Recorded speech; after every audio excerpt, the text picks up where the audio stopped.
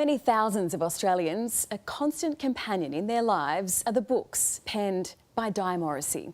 Di is one of our greatest and most prolific authors, and every year she produces another page-turner.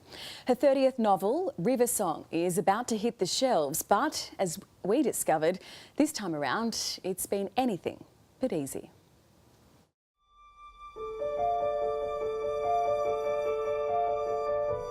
Well, Di, here we are, book 30. Yeah, in 33 years. That's impressive. Well, actually, I think so too. It's the books, but it's also the Di Morrissey story, which has captivated Australians for decades. Copper tip, you're doing something right. It's going well for you. Yeah, but you don't know.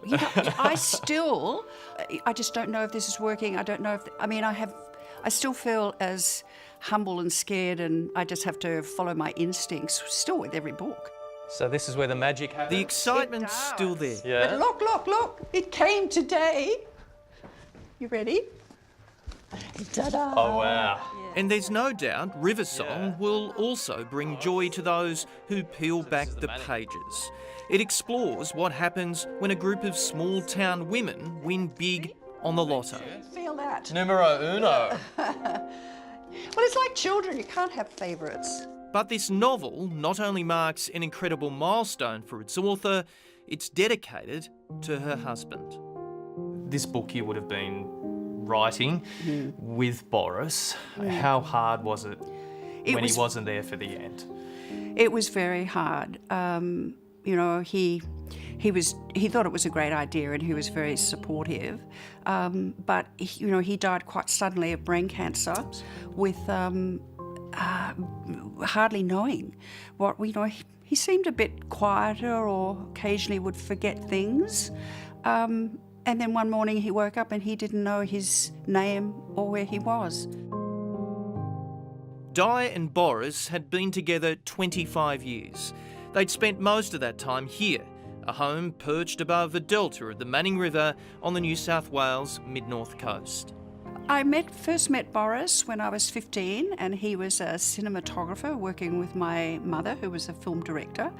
And I was 15, not quite 16, and I went to the staff Christmas party at our Transit Film Studios, and he was very shy. And anyway, he asked me to dance. A photographer captured the moment.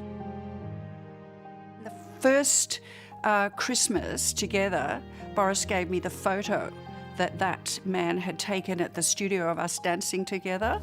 He'd kept it in his sock drawer, apparently, through his marriage, whatever. Yeah, so we had 25 very special years together. So, yeah, I treasure those. In that last sort of 10 days or so a week, he would rush into town and get a really good bottle of champagne and put it in the fridge, and then the sundowner that night I would walk in and say, "It's done," and we would have a champagne together. So I still had the champagne. I sat there sitting outside, and it was just like, I'm sitting in this lovely home in a lovely setting, and I've no one to share it with, Di's also made a difficult decision. The Journo at Heart has closed the fiercely independent newspaper she created and pulled together from home. It had been hailed near and far. 60 Minutes highlighted its importance as a voice for those forgotten in regional Australia. We don't count. And our ageing population, which we are the majority here, are just being dismissed. Long-time local resident and author Di Morrissey runs and funds... Boris was a big part of it, and financially I was paying for it because for various reasons people were too nervous to advertise with me. But it's not just this town, because now everybody realises how much they loved and need a local newspaper. Every town, every regional town, every suburb, everybody needs a regional, a local newspaper that is fearless and honest and tells you what's really going on. And, you know, that's a very contentious issue at the moment with, you know, monopolies closing newspapers. We need our local voices. So I might start again. I've had a lot of offers of people to help, but you know, I'm a control freak. I couldn't let anyone. You know, by all means, start a local newspaper, but I'll just support you, and that'll be it. But what's not lost is that strength and determination which has followed Di throughout her career. The 81-year-old's rubbed shoulders with some of the world's biggest names, but it's her fans who seemingly provide the most satisfaction.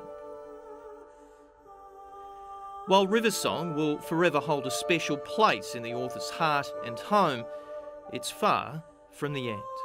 I decided that what I had to do, which I know Boris would want me to do, was to start the next one, the next book. So I'm into it again.